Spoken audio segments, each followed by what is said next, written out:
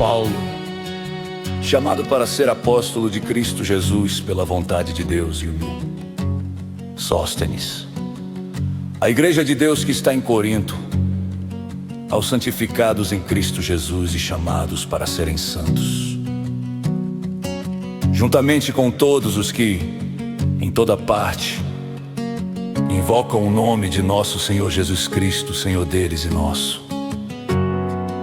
A vocês, graça e paz da parte de Deus, nosso Pai, e do Senhor Jesus Cristo. Sempre dou graças a meu Deus por vocês, por causa da graça que lhes foi dada por Ele em Cristo Jesus.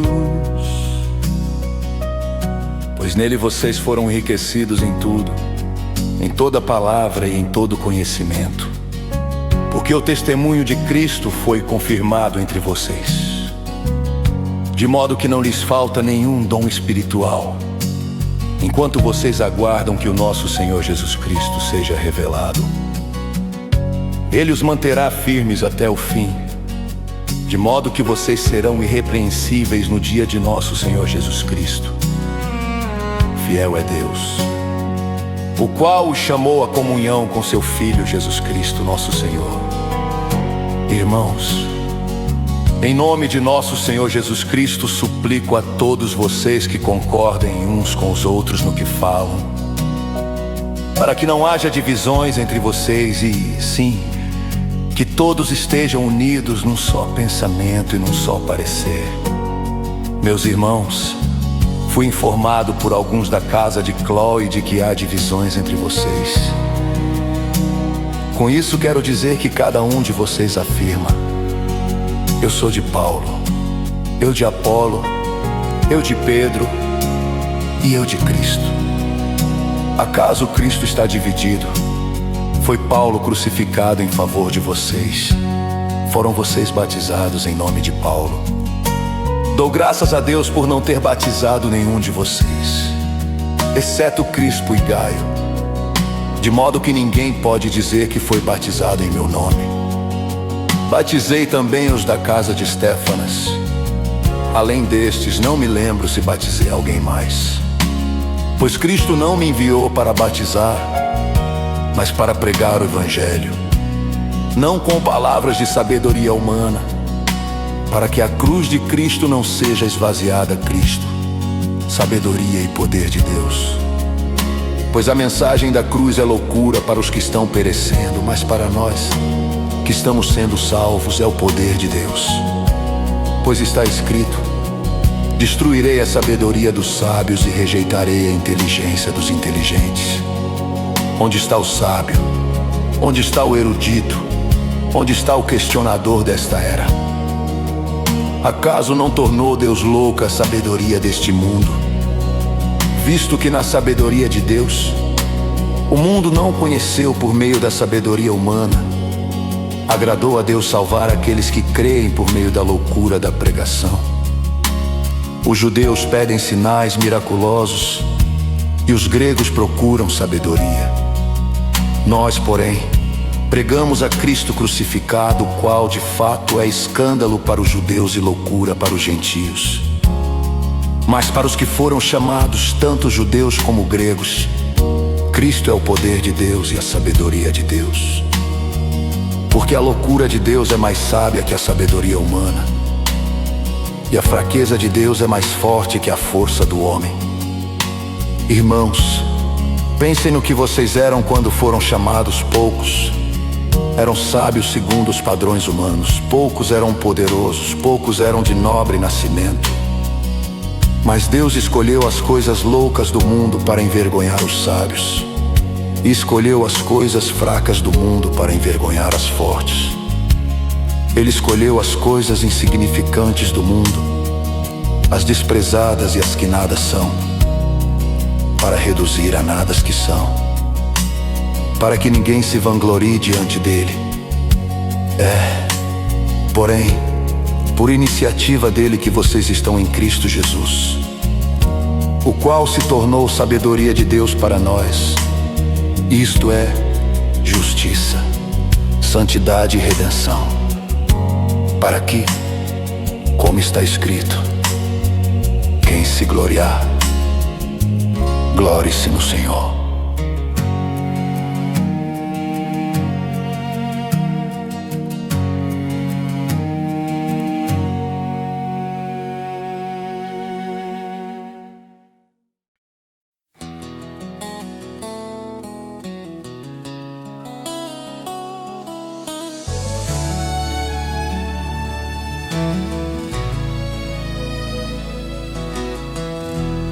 Eu mesmo, irmãos, quando estive entre vocês, não fui com discurso eloquente, nem com muita sabedoria para lhes proclamar o mistério de Deus, pois decidi nada saber entre vocês, a não ser Jesus Cristo e este crucificado. E foi com fraqueza, temor e com muito tremor que estive entre vocês.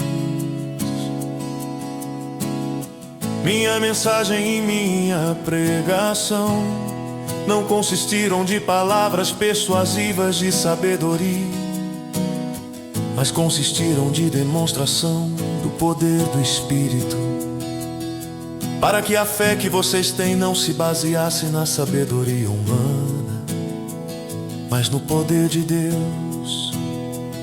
Entretanto, falamos de sabedoria entre os madurus, mas não da sabedoria desta era ou dos poderosos desta era, que estão sendo reduzidos a nada. Pelo contrário, falamos da sabedoria de Deus, do mistério que estava oculto, o qual Deus preordenou antes do princípio das eras, para nossa glória. Nenhum dos poderosos desta era o entendeu, pois se o tivessem entendido, não teriam crucificado o Senhor da glória. Todavia, como está escrito, olho nenhum viu, ouvido nenhum ouviu, mente nenhuma imaginou o que Deus preparou para aqueles que o amam. Mas Deus o revelou a nós por meio do Espírito. O Espírito sonda todas as coisas, até mesmo as coisas mais profundas de Deus. Pois quem dentre os homens conhece as coisas do homem, a não ser o Espírito do homem que nele está? Da mesma forma, ninguém conhece as coisas de Deus, a não ser o Espírito de Deus.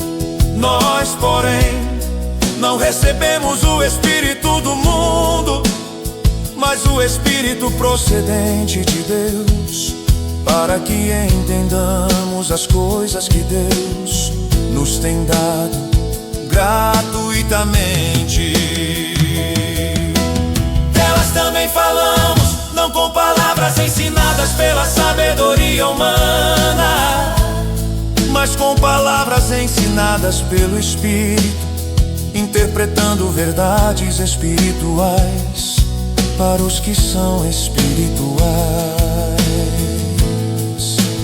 Quem não tem o Espírito não aceita as coisas que vêm do Espírito de Deus, pois lhes são loucura e não é capaz de entendê-las, porque elas são discernidas espiritualmente.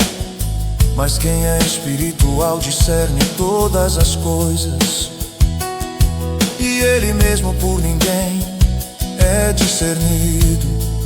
Pois quem conheceu a mente do Senhor para que possa instruí-lo? Nós, porém, temos a mente de Cristo.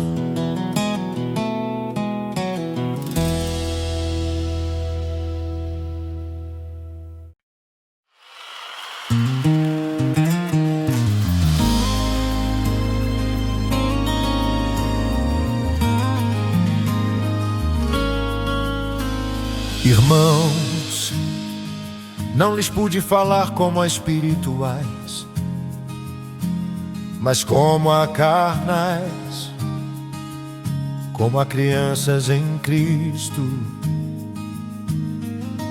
Dei-lhes leite e não alimento sólido, pois vocês não estavam em condições de recebê-lo de fato.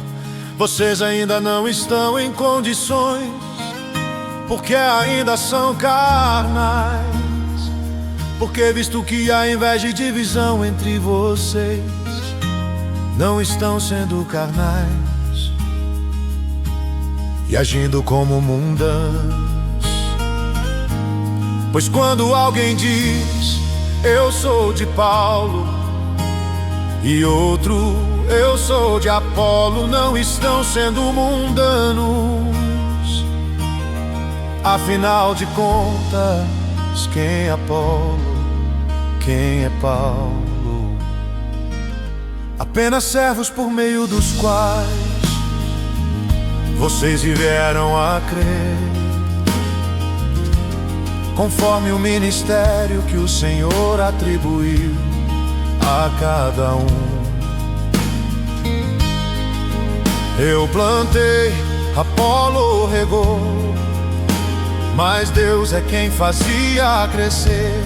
De modo que nem o que planta nem o que rega são alguma coisa, mas unicamente Deus que efetua o crescimento. O que planta e o que rega tem um só propósito, e cada um será recompensado de acordo com seu próprio trabalho. Pois nós somos cooperadores de Deus, vocês são lavoura de Deus e edifício de Deus, conforme a graça de Deus que me foi concedida. Eu, como sábio construtor, lancei o alicerce, e outro está construindo sobre ele. Contudo, veja cada um como constrói, porque ninguém pode colocar outro alicerce além do que já está posto, que é Jesus Cristo.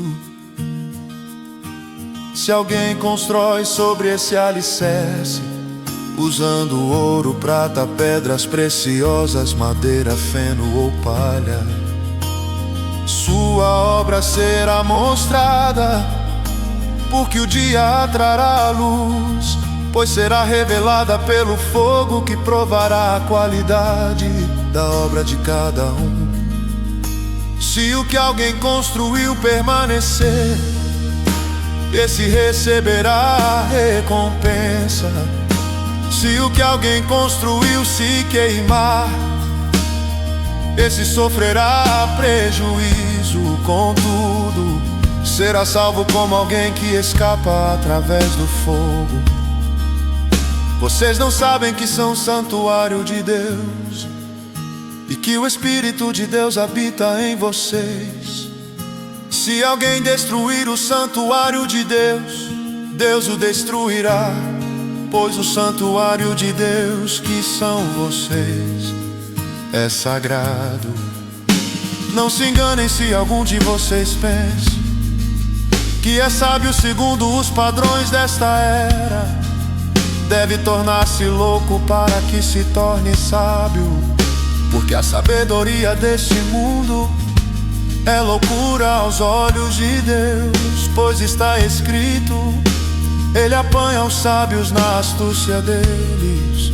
E também o Senhor conhece os pensamentos dos sábios e sabe como são fúteis. Portanto, ninguém se glorie em homens, porque todas as coisas são de vocês. Seja Paulo, seja Pedro, seja o mundo, a vida, a morte, o presente ou o futuro, tudo é de vocês.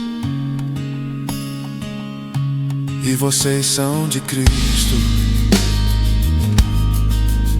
e Cristo de Deus.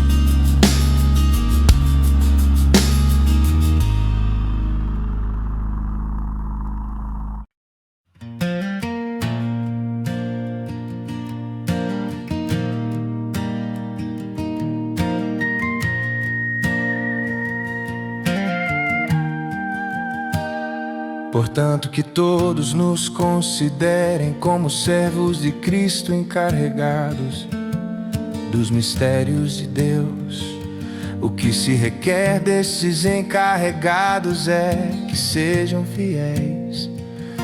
Pouco me importa ser julgado por vocês ou por qualquer tribunal humano.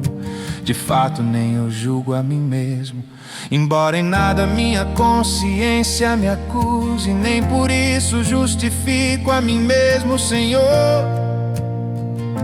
é quem me julga.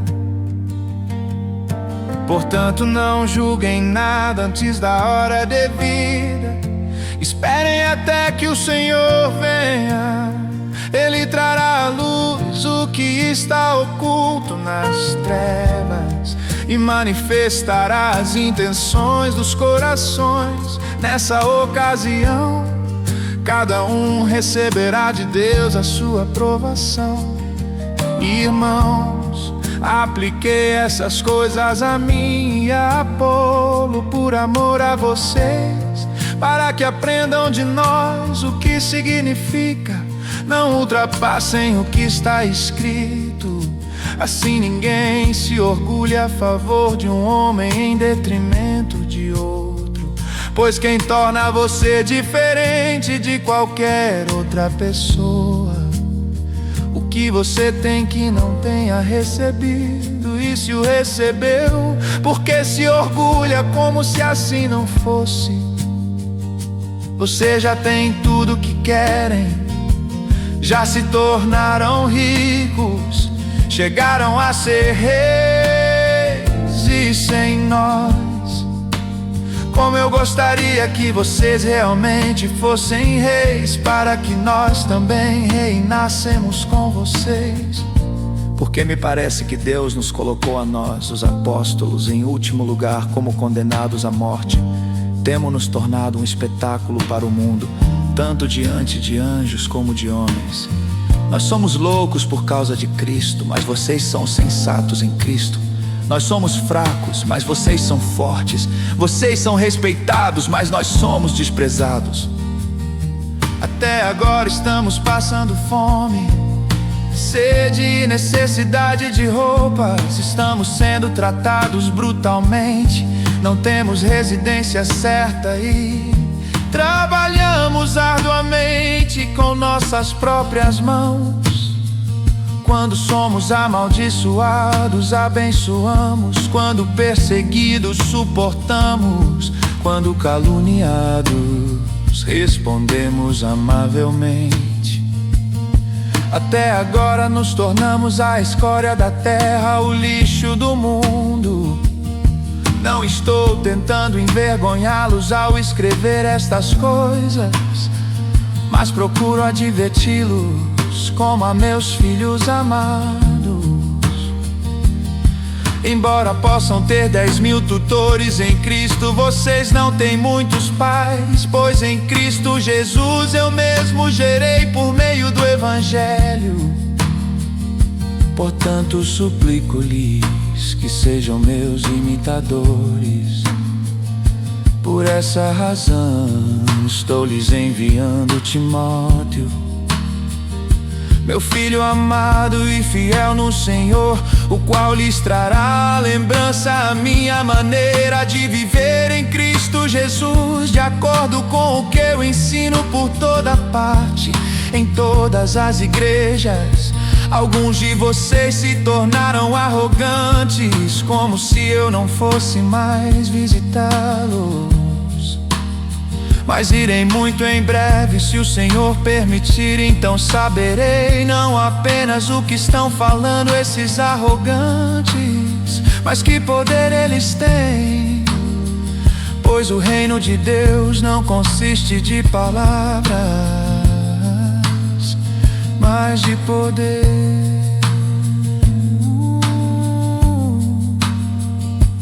Que é que vocês querem? Devo ir a vocês com vara, ou com amor e espírito de mansidão?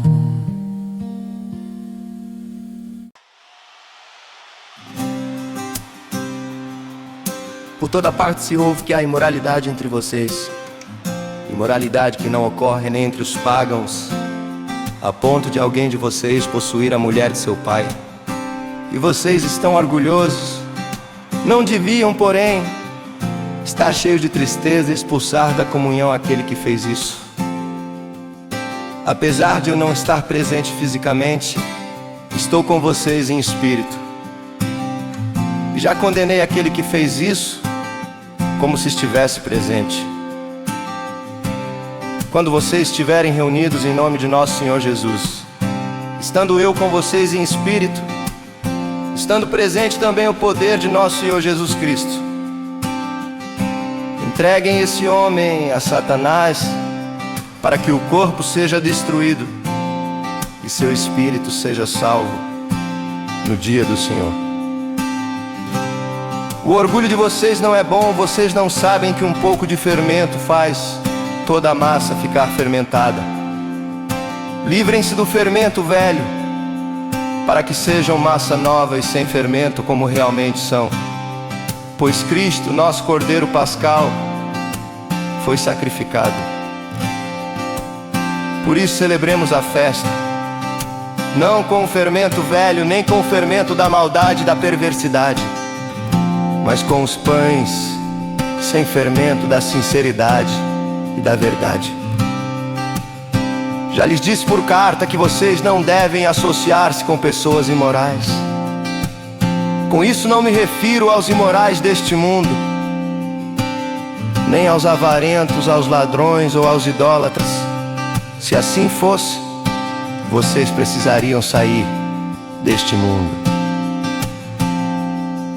Mas agora estou lhes escrevendo que não devem associar-se com qualquer que, dizendo-se irmão, seja imoral, avarento, idólatra, caluniador, alcoólatra ou ladrão. Com tais pessoas vocês nem devem comer.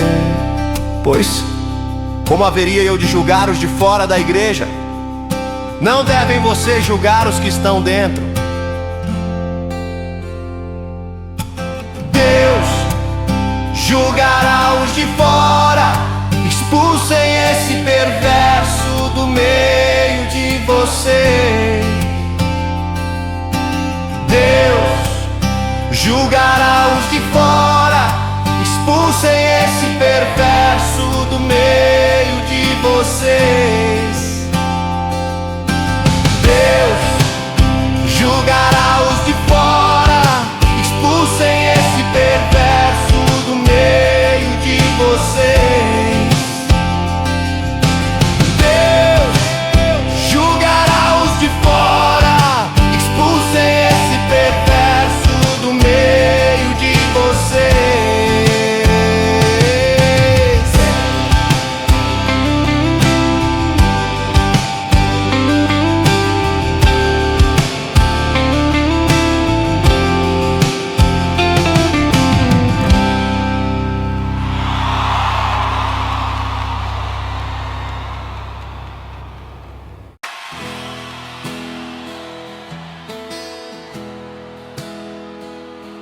Se algum de vocês tem queixa contra outro irmão, como ousa apresentar a causa para ser julgada pelos ímpios em vez de levá-la aos santos?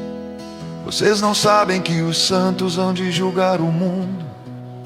Se vocês hão de julgar o mundo, acaso não são capazes de julgar as causas de menor importância? Vocês não sabem que haveremos de julgar os anjos, quanto mais as coisas desta vida. Portanto, se vocês têm questões relativas às coisas desta vida, designem para juízes os que são da igreja, mesmo que sejam os menos importantes. Digo isso para envergonhá-los. Acaso não há entre vocês alguém suficientemente sábio para julgar uma causa entre irmãos? Mas ao invés disso, um irmão vai ao tribunal contra outro irmão, e isso diante de descrentes. O fato de haver litígios entre vocês já significa uma completa derrota. Porque não preferem sofrer a injustiça, porque não preferem sofrer o prejuízo. Em vez disso, vocês mesmos causam injustiças e prejuízos, e isso contra irmãos. Vocês não sabem que os perversos não herdarão o reino de Deus. Não se deixem enganar, nem imorais, nem idólatras, nem adulteiros, nem homossexuais, passivos ou ativos, nem ladrões, nem avarentos, nem alcoólatras, nem caluniadores, nem trapaceiros herdarão o reino de Deus. Assim foram alguns de vocês, mas vocês foram lavados, foram santificados, foram justificados no nome do Senhor Jesus Cristo e no Espírito de nosso Deus. Tudo me é permitido, mas nem tudo convém. Tudo me é permitido, mas eu não deixarei que nada domine. Os alimentos foram feitos para o estômago, e o estômago para os alimentos. Mas Deus destruirá ambos o corpo, porém não é para a imoralidade, mas para o Senhor, e o Senhor para o corpo. Por seu poder, Deus ressuscitou o Senhor e também nos ressuscitará. Vocês não sabem que os seus corpos são membros de Cristo? Tomarei eu os membros de Cristo e os unirei a uma prostituta? De modo nenhum. Vocês não sabem que aquele que se une a uma prostituta é um corpo com ela? Pois como está escrito, os dois serão uma só carne. Mas aquele que se une ao Senhor é um espírito com Ele. Fujam da imoralidade sexual. Todos os outros pecados que alguém comete fora do corpo os comete. Mas quem peca sexualmente peca contra o seu próprio corpo. Acaso não sabem que o corpo de vocês é santuário do Espírito Santo que habita em vocês, que lhes foi dado por Deus, e que vocês não são de si mesmos? Vocês foram comprados por alto preço, portanto glorifiquem a Deus com o corpo de vocês.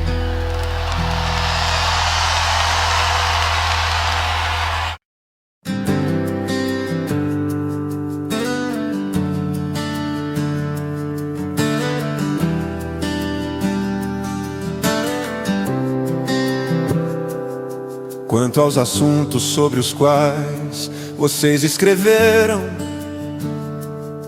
é bom que o homem não toque em mulher, mas por causa da imoralidade, cada um deve ter sua esposa e cada mulher o seu próprio marido.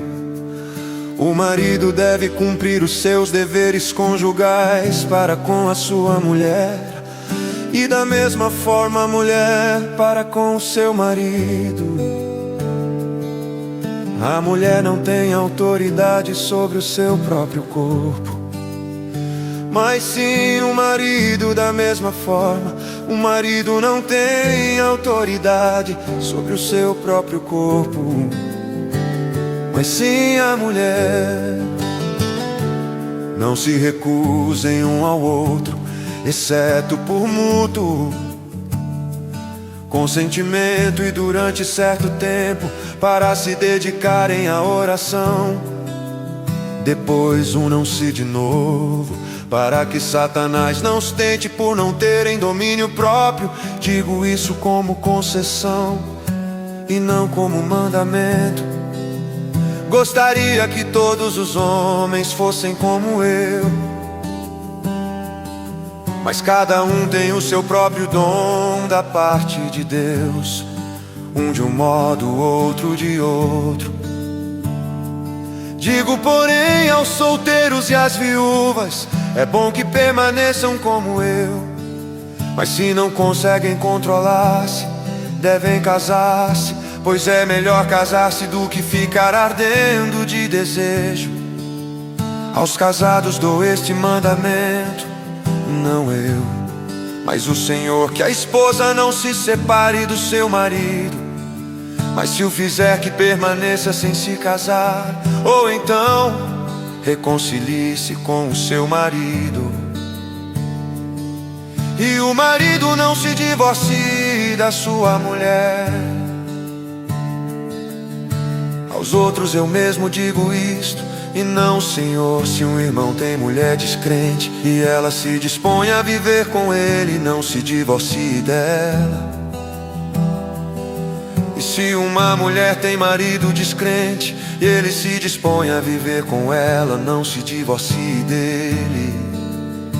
Pois o marido descrente é santificado por meio da mulher, e a mulher descrente é santificada por meio do marido. Se assim não fosse, seus filhos seriam impuros, mas agora são santos. Todavia, se o descrente separar-se, que se separe em tais casos. O irmão ou a irmã não fica debaixo de servidão. Deus nos chamou para vivermos em paz. Você, mulher, como sabe, se salvará seu marido. Ou você, marido, como sabe, se salvará sua mulher. Entretanto, cada um continue vivendo na condição que o Senhor lhe designou, e de acordo com o chamado de Deus. Esta é a minha ordem para todas as igrejas. Foi alguém chamado sendo já circunciso, não desfaça a sua circuncisão. Foi alguém chamado sendo incircunciso, não se circuncide. A circuncisão não significa nada, e a incircuncisão também nada é. O que importa é obedecer aos mandamentos de Deus. Cada um deve permanecer na condição em que foi chamado por Deus. Foi você chamado sendo escravo, não se incomode com isso, mas se você puder conseguir a liberdade, consiga. Pois aquele que sendo escravo foi chamado pelo Senhor, é liberto e pertence ao Senhor. Semelhantemente, aquele que era livre quando foi chamado é escravo de Cristo. Vocês foram comprados por alto preço, não se tornem escravos de homens. Irmãos, cada um deve permanecer diante de Deus na condição em que foi chamado. Quanto às pessoas virgens, não tenho mandamento do Senhor, mas dou meu parecer como alguém que, pela misericórdia de Deus, é digno de confiança. Por causa dos problemas atuais, penso que é melhor o homem permanecer como está. Você está casado, não procure separar-se. Está solteiro, não procure esposa. Mas se vier a casar-se, não comete pecado. E se uma virgem se casar, também não comete pecado. Mas aqueles que se casarem enfrentarão muitas dificuldades na vida, e eu gostaria de poupá-los disso. O que quero dizer é que o tempo é pouco, de agora em diante. Aqueles que têm esposa, vivam como se não tivessem. Aqueles que choram como se não chorassem. Os que estão felizes, como se não estivessem. Os que compram algo como se nada possuíssem. Os que usam as coisas do mundo como se não as usassem. Porque a forma presente deste mundo está passando. Gostaria de vê-los livres de preocupações. O homem que não é casado preocupa-se com as coisas do Senhor, em como agradar ao Senhor. Mas o homem casado preocupa-se com as coisas deste mundo, em como agradar sua mulher, e está dividido. Tanto a mulher não casada como a virgem preocupam-se com as coisas do Senhor, para serem santas no corpo e no espírito. Mas a casada preocupa-se com as coisas deste mundo, em como agrada seu marido. Estou dizendo isso para o próprio bem de vocês, não para lhe...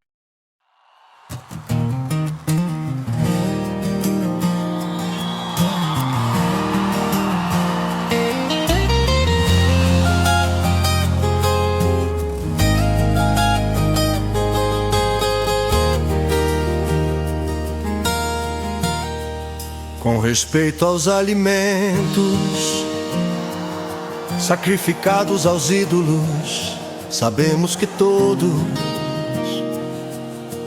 temos conhecimento. O conhecimento traz orgulho, mas o amor edifica. Quem pensa conhecer alguma coisa ainda não conhece como deveria. Mas quem ama a Deus, esse é conhecido por Deus. Portanto, em relação ao alimento sacrificado aos ídolos, sabemos que o ídolo não significa nada no mundo, e que só existe um Deus.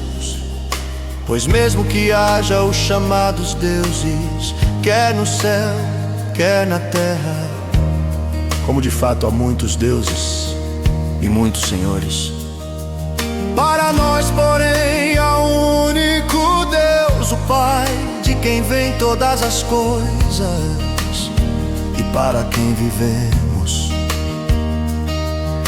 e um só Senhor, Jesus Cristo, por meio de quem vieram todas as coisas e por meio de quem vivemos.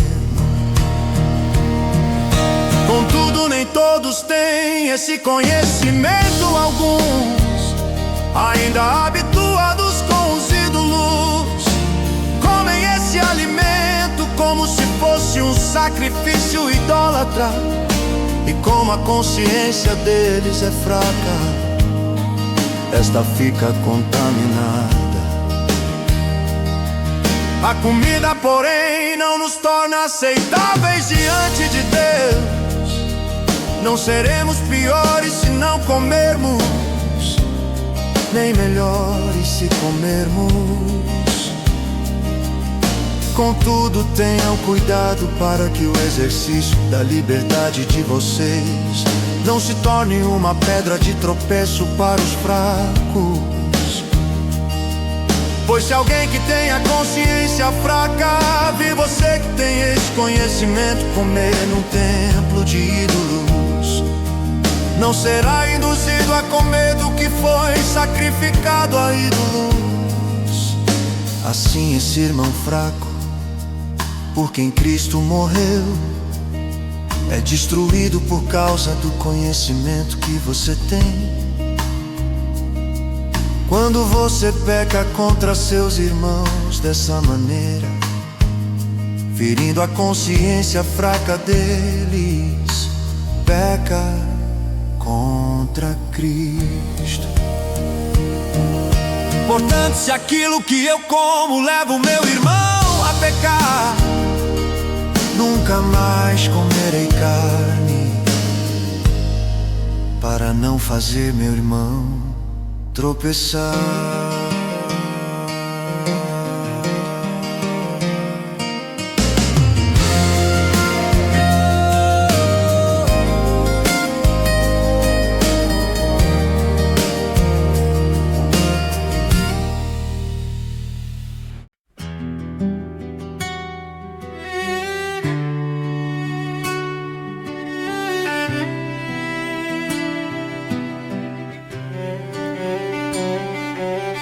Não sou livre, não sou apóstolo, não vi Jesus, nosso Senhor. Não são vocês resultado do meu trabalho no Senhor. Ainda que eu não seja apóstolo para outros, certamente eu sou para vocês, pois vocês são o selo do meu apostolado no Senhor. Esta é minha defesa diante daqueles que me julgam. Não temos nós o direito de comer e beber.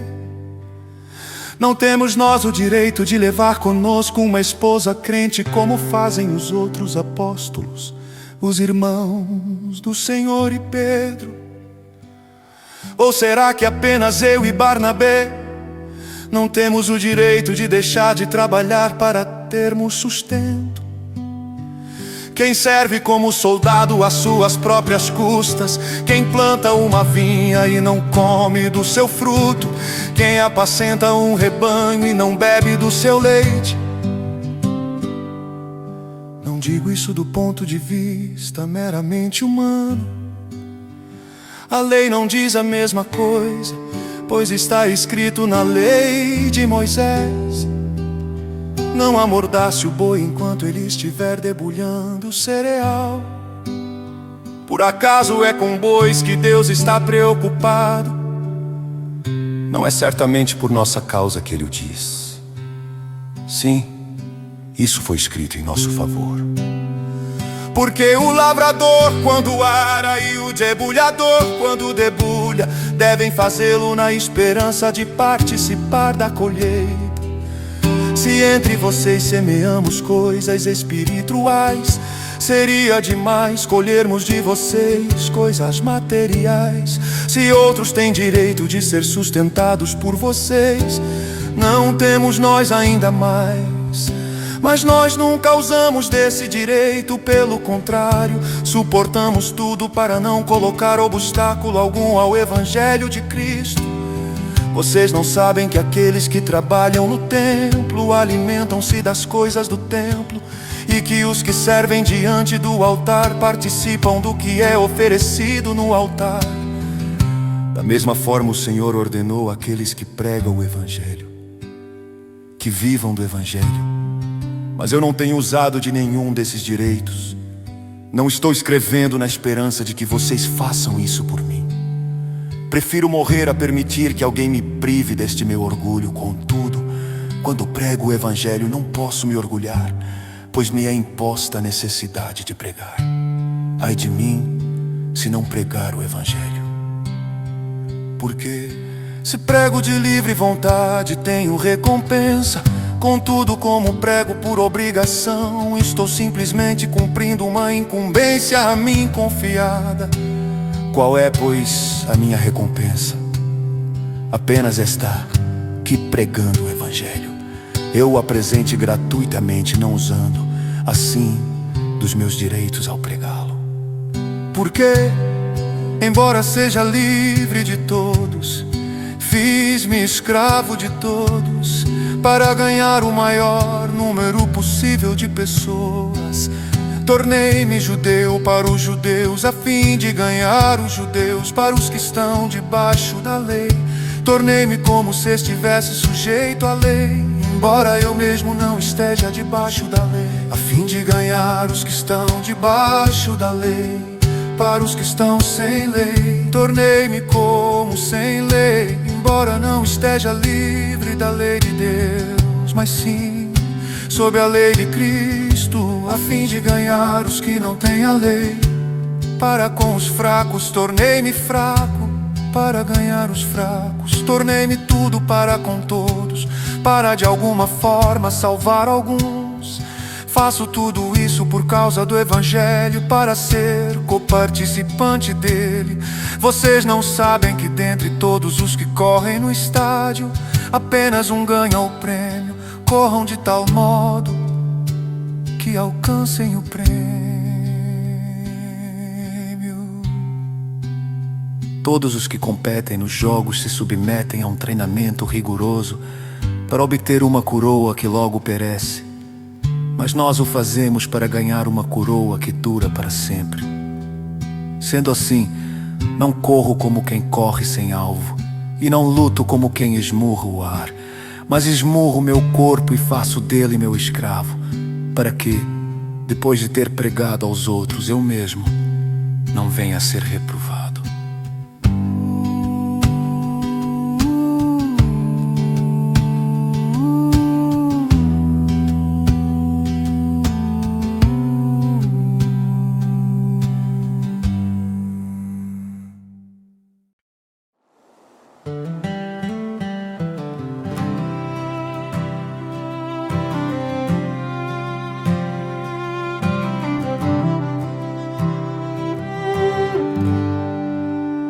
Porque não quero, irmãos, que vocês ignorem o fato de que todos os nossos antepassados estiveram sob a nuvem e todos passaram pelo mar.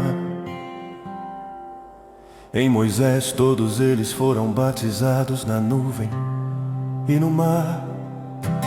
Todos comeram do mesmo alimento espiritual e beberam da mesma bebida espiritual, pois bebiam da rocha espiritual que os acompanhava, e essa rocha era Cristo. Contudo, Deus não se agradou da maioria deles, por isso seus corpos ficaram espalhados no deserto. Essas coisas ocorreram como exemplos para nós, para que não cobicemos coisas más, como eles fizeram. Não sejam idólatras, como alguns deles foram. Conforme está escrito, o povo se assentou para comer e beber, e levantou-se para se entregar à farra. Não pratiquemos imoralidade, como alguns deles fizeram, e num só dia morreram 23 mil. Não devemos pôr o Senhor à prova, como alguns deles fizeram, e foram mortos por serpentes.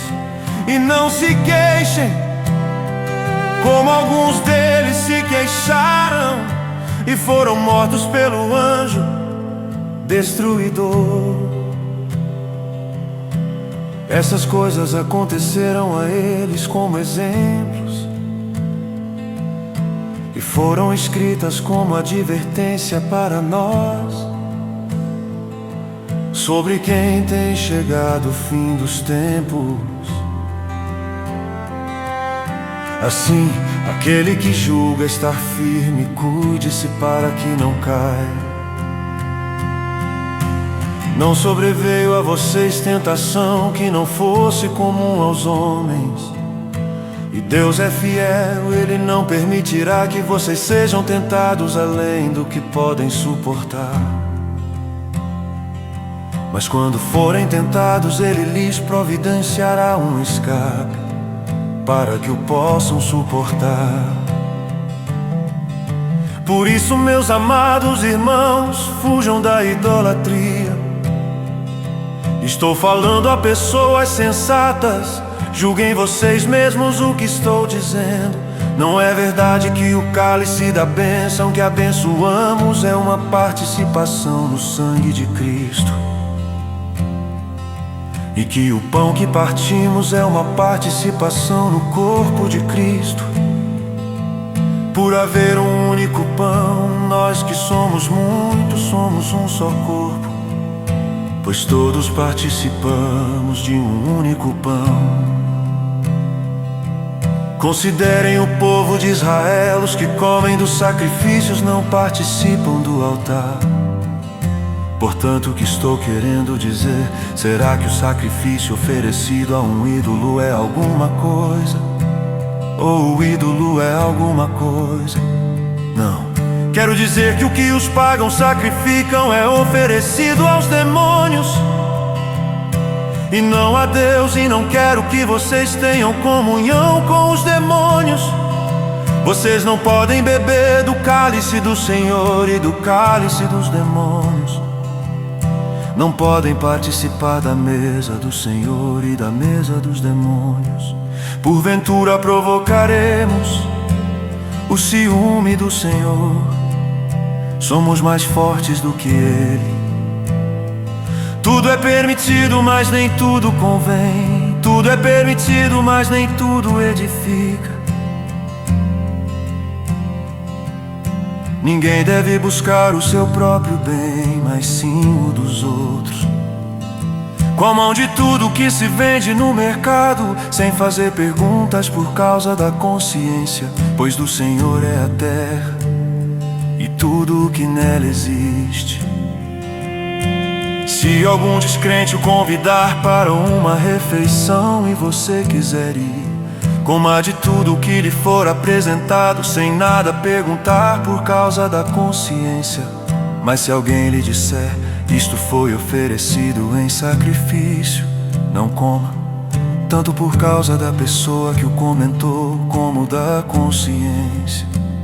Isso é, da consciência do outro e não da sua própria. Pois porque minha liberdade deve ser julgada pela consciência dos outros? Se participo da refeição com ação de graças, porque sou condenado por algo pelo qual dou graças a Deus. Assim, quer vocês comam, bebam ou façam qualquer outra coisa, façam tudo para a glória de Deus. Não se tornem motivo de tropeço nem para judeus, nem para gregos, nem para a igreja de Deus. Também eu procuro agradar a todos de todas as formas, porque não estou procurando o meu próprio bem, mas o bem de muitos, para que sejam salvos.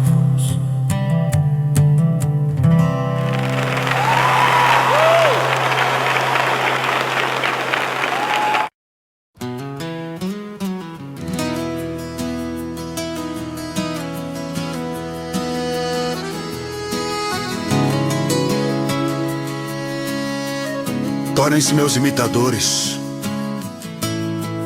como eu sou de Cristo. Eu os elogio por se lembrarem de mim em tudo e por se apegarem às tradições, exatamente como eu as transmiti a vocês. Quero, porém, que entendam que o cabeça de todo homem é Cristo, e o cabeça da mulher é o homem, e o cabeça de Cristo é Deus. Todo homem que ora ou profetiza com a cabeça coberta desonra a sua cabeça. E toda mulher que ora ou profetiza com a cabeça descoberta desonra a sua cabeça, pois é como se a tivesse rapada. Se a mulher não cobre a cabeça, deve também cortar o cabelo. Se porém é vergonhoso para a mulher ter o cabelo cortado ou rapado, ela deve cobrir a cabeça. O homem não deve cobrir a cabeça, visto que ele é imagem e glória de Deus. Mas a mulher é glória do homem, pois o homem não se originou da mulher, mas a mulher do homem. Além disso, o homem não foi criado por causa da mulher, mas a mulher por causa do homem. Por essa razão e por causa dos anjos, a mulher deve ter sobre a cabeça um sinal de autoridade. No Senhor, todavia, a mulher não é independente do homem, nem o homem independente da mulher. Pois assim como a mulher proveio do homem, também o homem nasce da mulher. Mas tudo provém de Deus. Julguem entre vocês mesmos. É apropriado uma mulher orar a Deus com a cabeça descoberta? A própria natureza das coisas não lhes ensina que é uma desonra para o homem ter cabelo comprido, e que o cabelo comprido é uma glória para a mulher, pois o cabelo comprido foi-lhe dado como manto. Mas se alguém quiser fazer polêmica a esse respeito, nós não temos esse costume, nem as igrejas de Deus. Entretanto, nisto que lhes vou dizer, não os elogio, pois as reuniões de vocês mais fazem mal do que bem.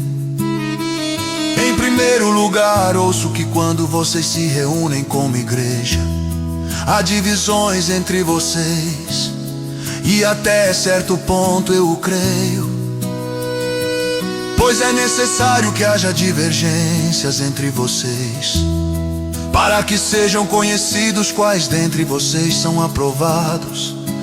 Quando vocês se reúnem, não é para comer a ceia do Senhor, porque cada um come sua própria ceia sem esperar pelos outros.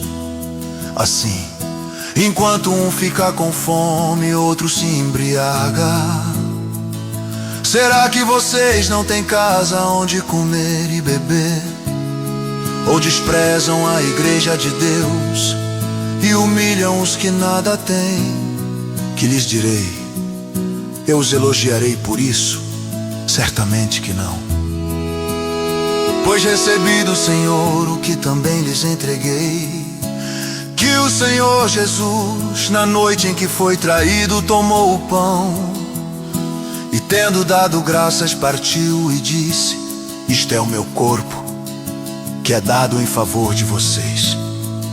Façam isto em memória de mim. Da mesma forma, depois da ceia, ele tomou o cálice e disse: este cálice é a nova aliança no meu sangue. Façam isto sempre que o beberem em memória de mim. Porque sempre que comerem deste pão e beberem deste cálice, vocês anunciam a morte do Senhor até que ele venha. Portanto, todo aquele que comer o pão ou beber o cálice do Senhor indignamente será culpado de pecar contra o corpo e o sangue do Senhor. Examine-se o homem a si mesmo, e então coma do pão e beba do cálice.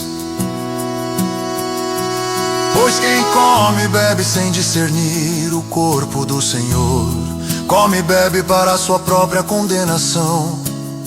Por isso há entre vocês muitos fracos e doentes, e vários já dormiram. Mas se nós nos examinássemos a nós mesmos, não receberíamos juízo. Quando, porém, somos julgados pelo Senhor, estamos sendo disciplinados, para que não sejamos condenados com o mundo. Portanto, meus irmãos, quando vocês se reunirem para comer, esperem uns pelos outros. Se alguém estiver com fome, coma em casa, para que, quando vocês se reunirem, isso não resulte em condenação. Quanto ao mais, quando eu for, lhes darei instruções.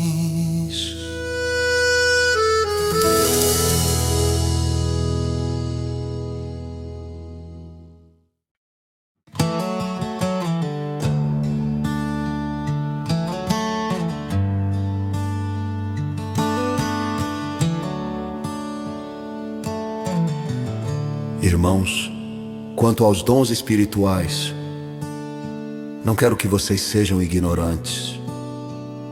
Vocês sabem que, quando eram pagãos de uma forma ou de outra, eram fortemente atraídos e levados para os ídolos mudos.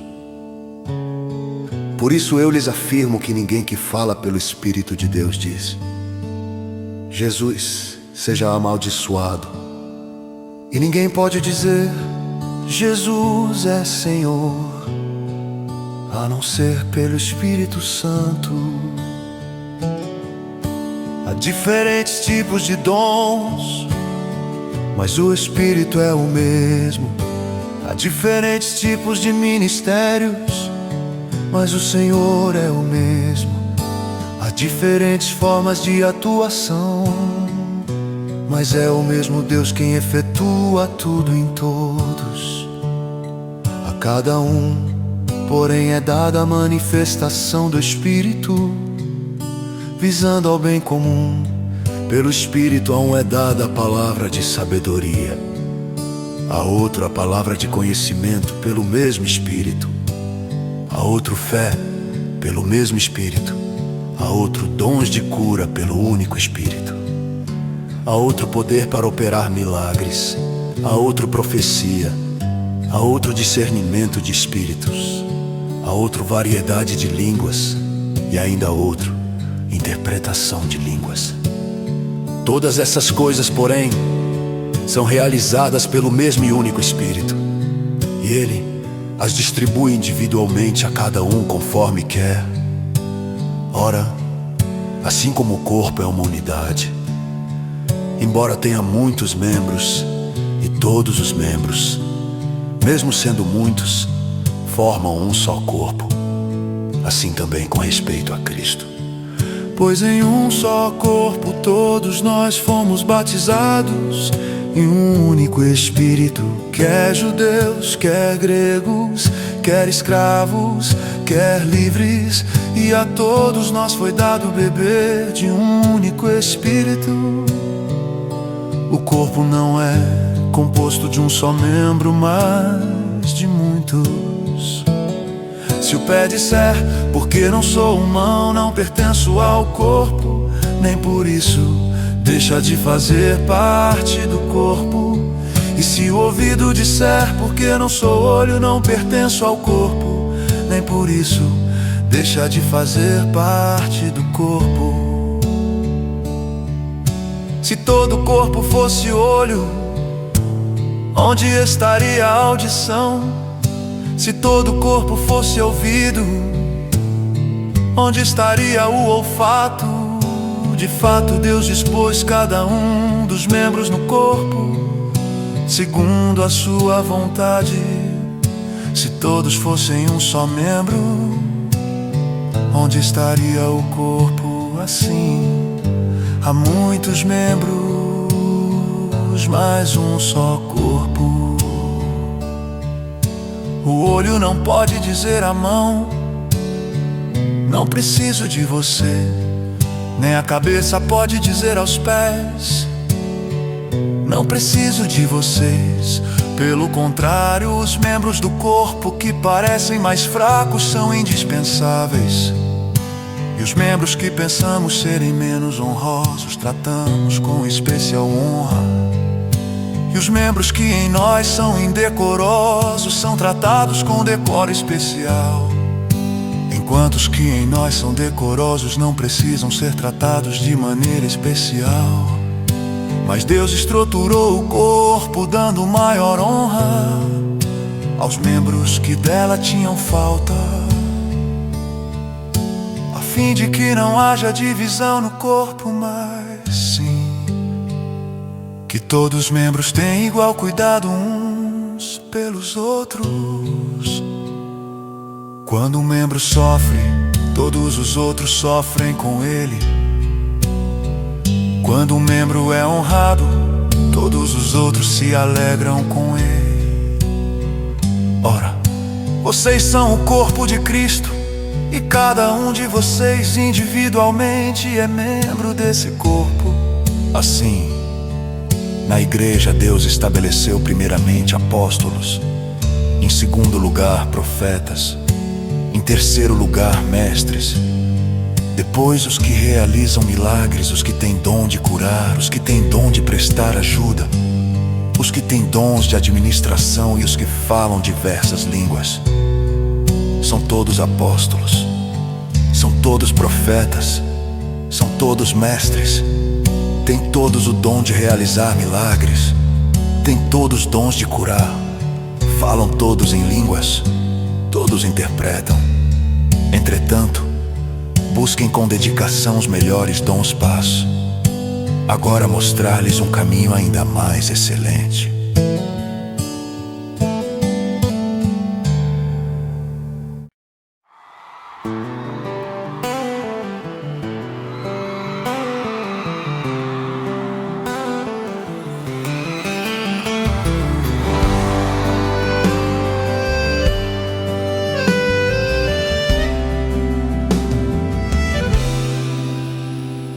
Ainda que eu fale as línguas dos homens e dos anjos, se não tiver amor, serei como o sino que ressoa, ou como o prato que retine.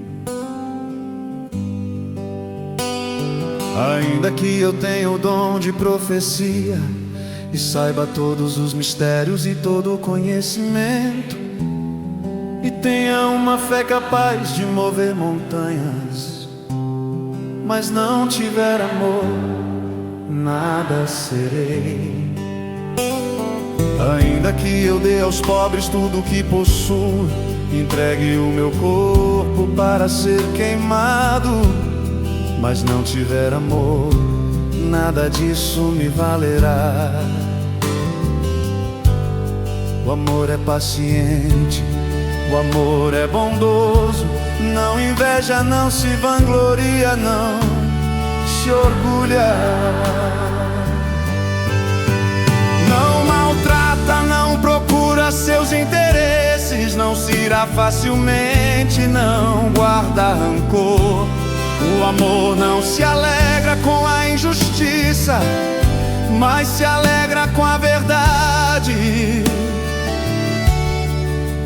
Tudo sofre, tudo crê, tudo espera, tudo suporta. O amor nunca perece, mas as profecias desaparecerão, as línguas cessarão, o conhecimento passará. Pois em parte conhecemos e em parte profetizamos, quando porém vier o que é perfeito, o que é imperfeito desaparecerá. Quando eu era menino, falava como um menino, pensava como um menino e raciocinava como um menino. Quando me tornei homem, deixei pra trás as coisas de menino. Agora, pois vemos apenas um reflexo obscuro, como em espelho, mas então veremos face a face. Agora conheço em parte, então conhecerei plenamente, da mesma forma como sou plenamente conhecido. Assim, permanecem agora estes três: a fé, a esperança e o amor. O maior deles, porém, é o amor.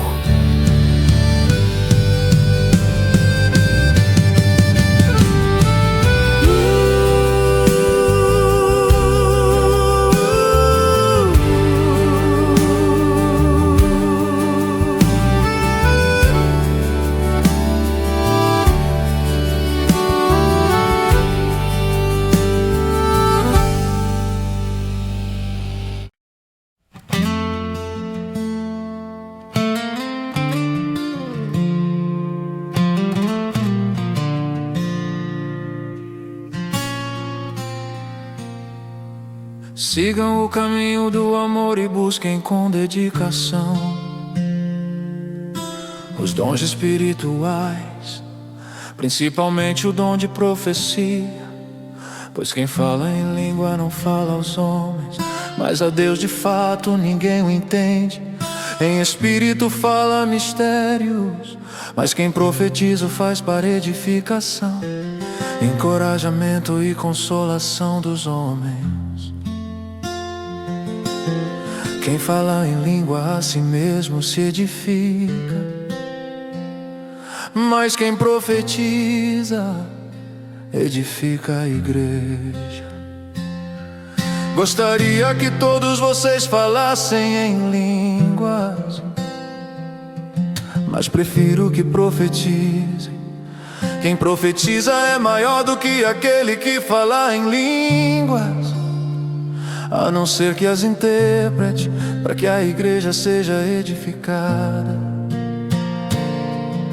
Agora, irmãos, se eu for visitá-los e falar em línguas, em que lhes serei útil, a não ser que lhes leve alguma revelação, ou conhecimento, ou profecia, ou doutrina. Até no caso de coisas inanimadas que produzem sons, tais como a flauta ou a cítara, como alguém reconhecerá o que está sendo tocado, se os sons não forem distintos? Além disso, se a trombeta não emitir um som claro, quem se preparará para a batalha? Assim acontece com vocês, se não proferirem palavras compreensíveis com a língua. Como alguém saberá o que está sendo dito? Vocês estarão simplesmente falando ao ar. Sem dúvida há diversos idiomas no mundo, todavia nenhum deles é sem sentido. Portanto, se eu não entender o significado do que alguém está falando, serei estrangeiro para quem fala e ele, estrangeiro para mim.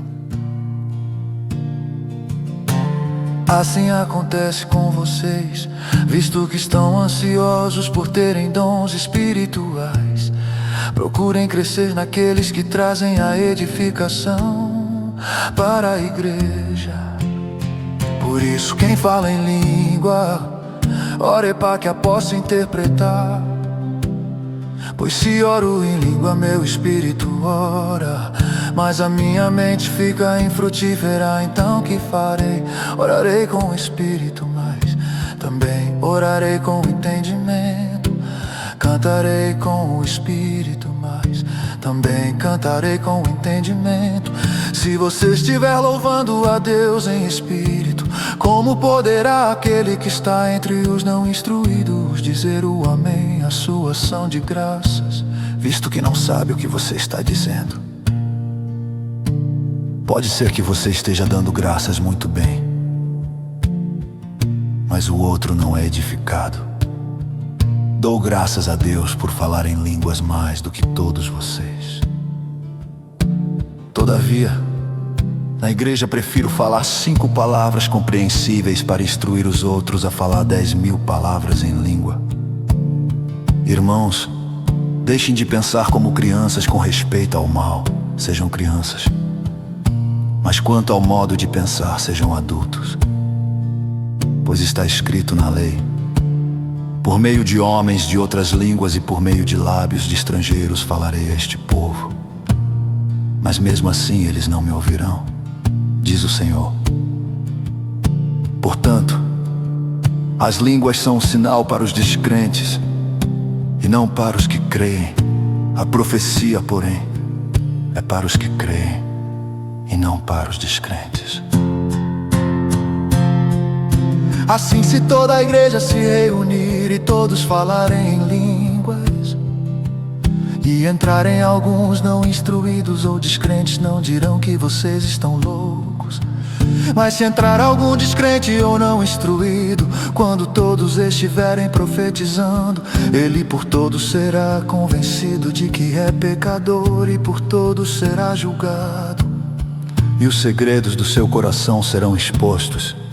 Assim, ele se prostrará, rosto em terra, e adorará a Deus, exclamando: Deus realmente está entre vocês.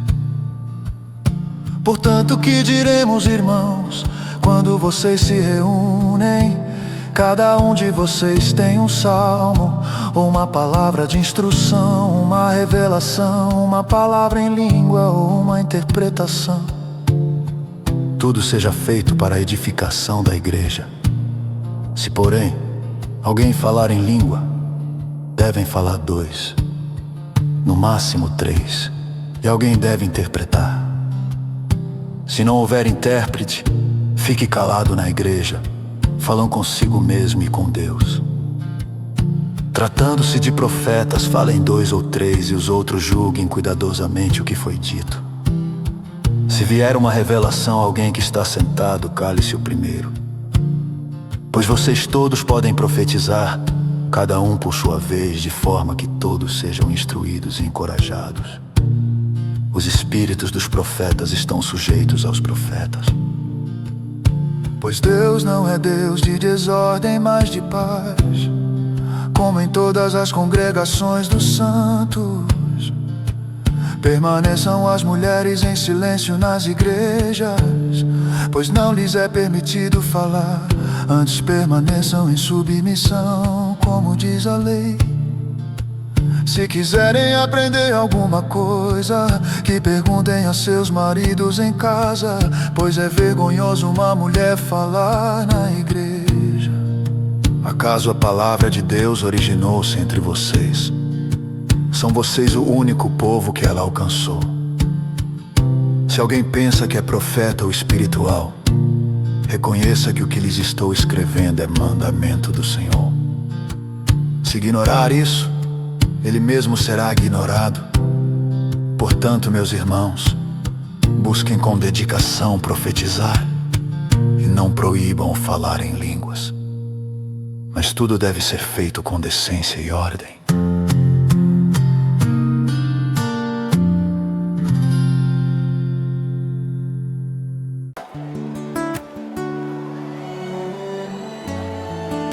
Irmãos,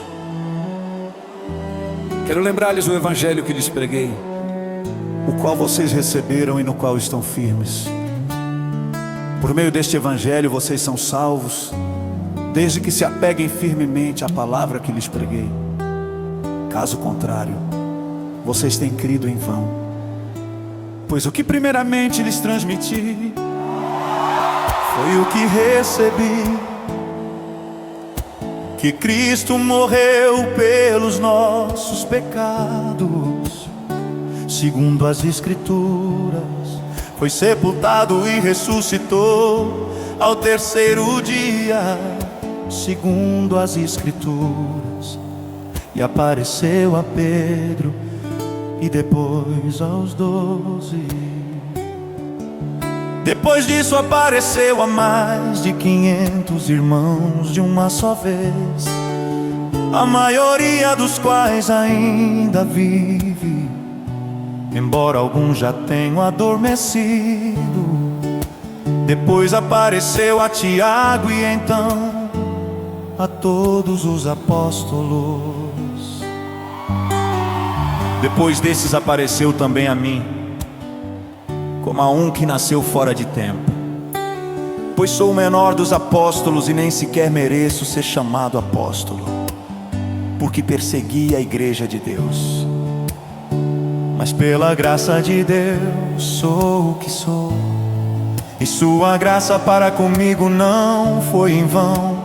Antes, trabalhei mais do que todos eles, contudo não eu, mas a graça de Deus comigo.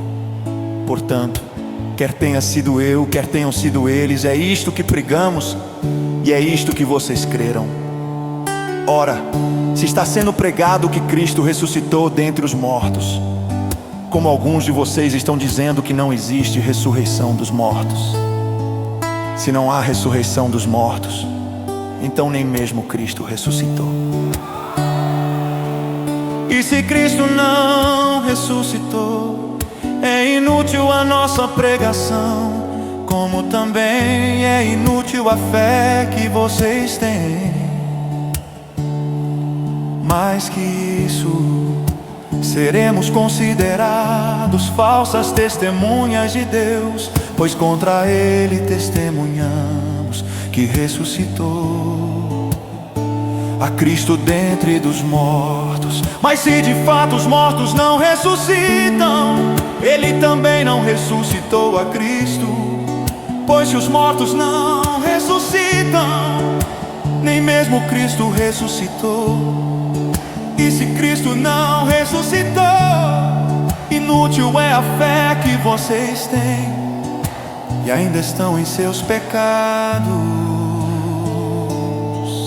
Neste caso, também os que dormiram em Cristo estão perdidos.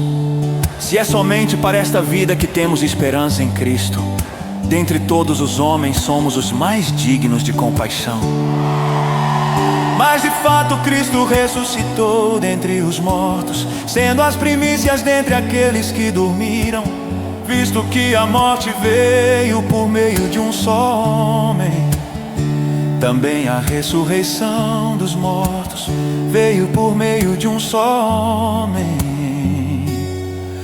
Pois da mesma forma como em Adão todos morrem, em Cristo todos serão vivificados. Mas cada um por sua vez, Cristo primeiro, depois, quando Ele vier, os que lhe pertencem. Então virá o fim, quando Ele entregar o reino a Deus o Pai, depois de ter destruído todo o domínio, autoridade e poder. Pois é necessário que Ele reine até que todos os seus inimigos sejam postos debaixo de seus pés.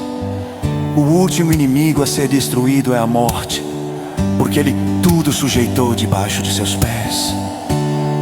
Ora, quando se diz que tudo lhe foi sujeito, fica claro que isso não inclui o próprio Deus, que tudo submeteu a Cristo. Quando, porém, tudo lhe estiver sujeito, então o próprio Filho se sujeitará àquele que todas as coisas lhe sujeitou, a fim de que Deus seja tudo em todos.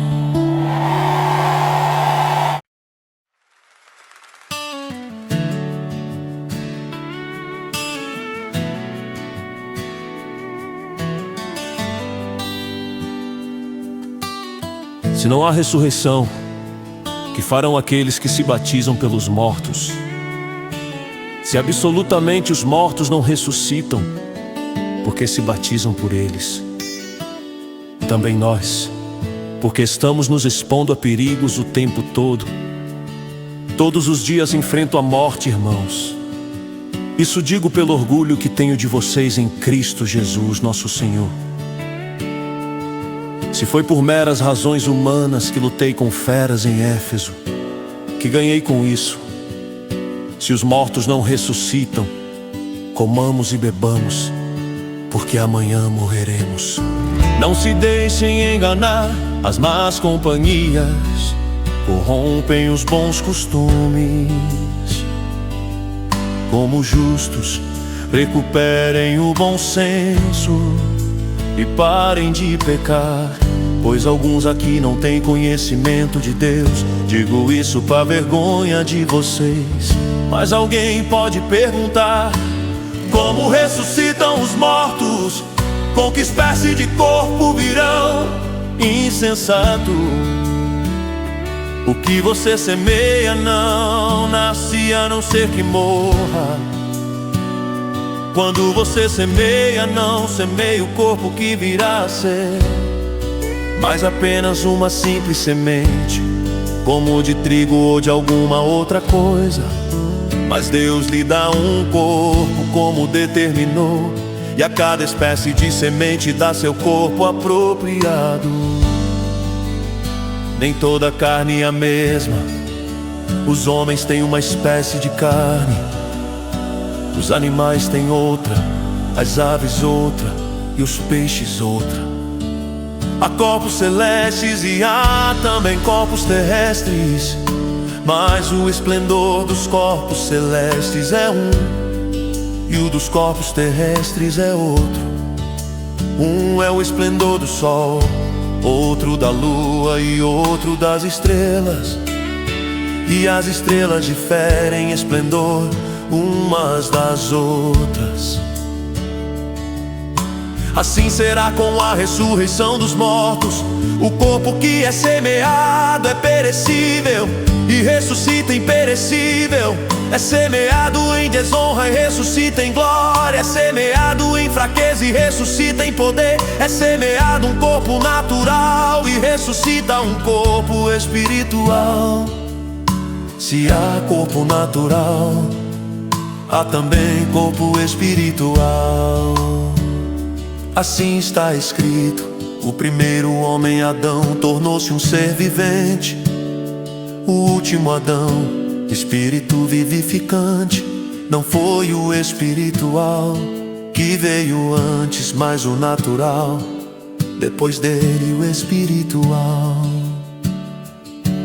O primeiro homem era do pó da terra, o segundo homem do céu.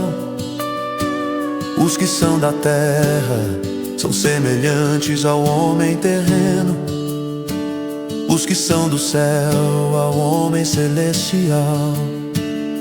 Assim como tivemos a imagem do homem terreno, teremos também a imagem do homem celestial.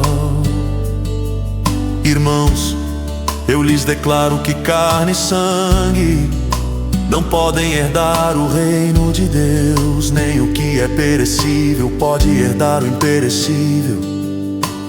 Eis que eu lhes digo um mistério: nem todos dormiremos, mas todos seremos transformados, num momento, num abrir e fechar de olhos, ao som da última trombeta.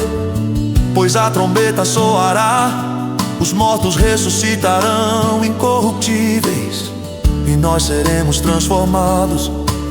Pois é necessário que aquilo que é corruptível se revista de incorruptibilidade, e aquilo que é mortal se revista de imortalidade. Quando, porém, o que é corruptível se revestir de incorruptibilidade, e o que é mortal de imortalidade, então se cumprirá a palavra que está escrita: a morte foi destruída pela vitória. Onde está a morte? A sua vitória. Onde está a morte? O seu aguilhão. O aguilhão da morte é o pecado, e a força do pecado é a lei. Mas graças a Deus que nos dá a vitória, por meio de nosso Senhor Jesus Cristo. Portanto, meus amados irmãos, mantenham-se firmes, e que nada os abale. Sejam sempre dedicados à obra do Senhor, pois vocês sabem que no Senhor o trabalho de vocês não será inútil.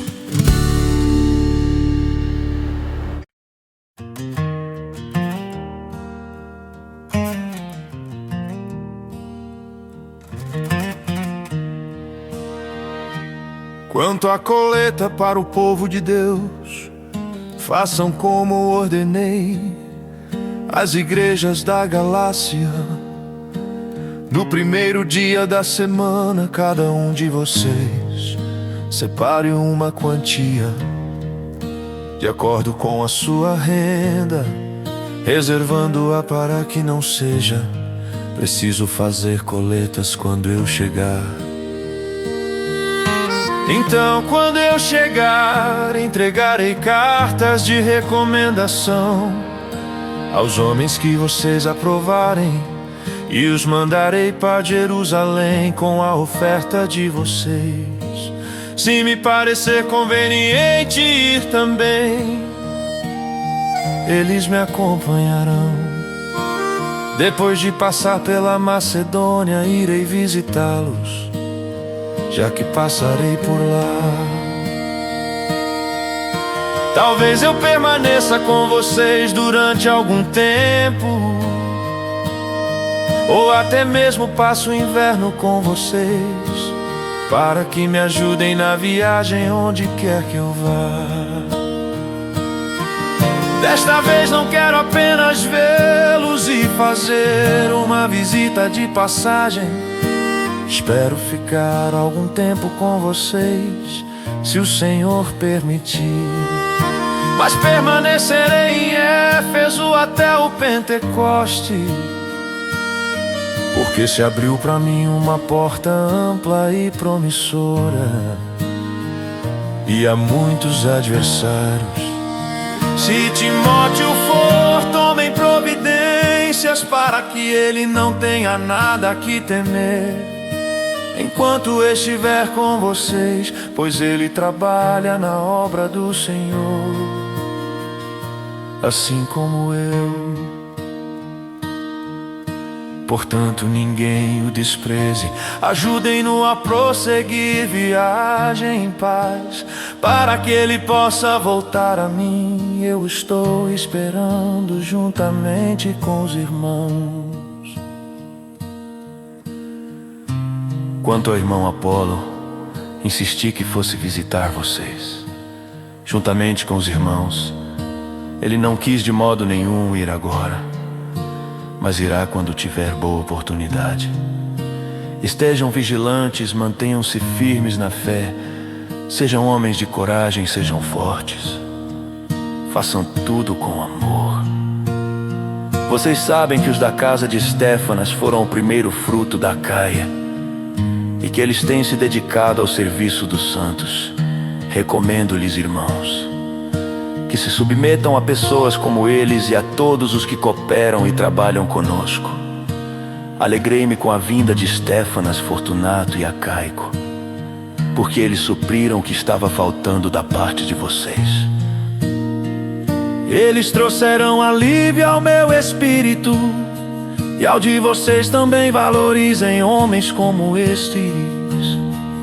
As igrejas da província da Ásia enviam-lhes saudações. Aquila e Priscila os saúdam afetuosamente no Senhor. E também a igreja que se reúne na casa deles. Todos os irmãos daqui lhes enviam saudações. Saúdem-se uns aos outros com beijo santo. Eu, Paulo, escrevi esta saudação de próprio punho. Se alguém não ama o Senhor, seja amaldiçoado. Vem, Senhor. A graça do Senhor Jesus seja com vocês. Recebam o amor que tenho por todos vocês. Em Cristo Jesus, amém.